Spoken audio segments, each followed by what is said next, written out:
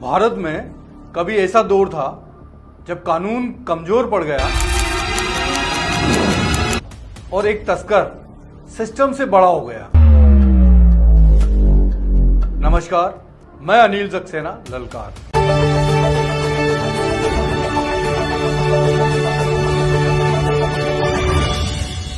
एक आदमी जिसने सिस्टम को चुनौती दी और सिस्टम के बीच खड़े होकर अपना साम्राज्य खड़ा कर दिया, हाजी मस्तान। 1960-70 का दशक, भारत में गोल्ड कंट्रोल पॉलिसी लागू, सोने पर कड़ी पाबंदी, और इसी पाबंदी ने जन्म दिया एक ऐसे काले नेटवर्क को जिसने अरबों के अवैध कारोबार की नींव रखी। मीडिया रिपोर्ट्स और जांच एजेंसियों के अनुसार दुबई से सोना लाकर भारत में बड़े स्तर पर तस्करी की जाती थी और हाजी मस्तान इस नेटवर्क का बड़ा चेहरा बनकर उभरा। कल्पना कीजिए, मुंबई का बंदरगाह, रात का सन्नाटा और समुद्र के रास्ते सोने से भरे आते जहाज। क्या ये सब बिना किसी जानकारी के संभव था?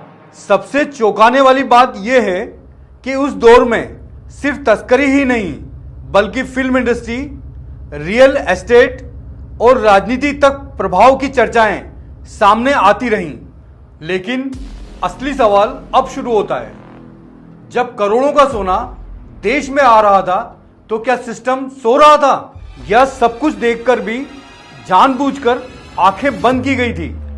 रिपोर्ट्स बताती है कि उस दौर में कई स्मगलर्स पर कार्रवाई हुई, लेकिन कुछ नेटवर्क ऐसे भी थे जो सालों तक चलते रहे। और यहीं से उठता है सबसे बड़ा डर।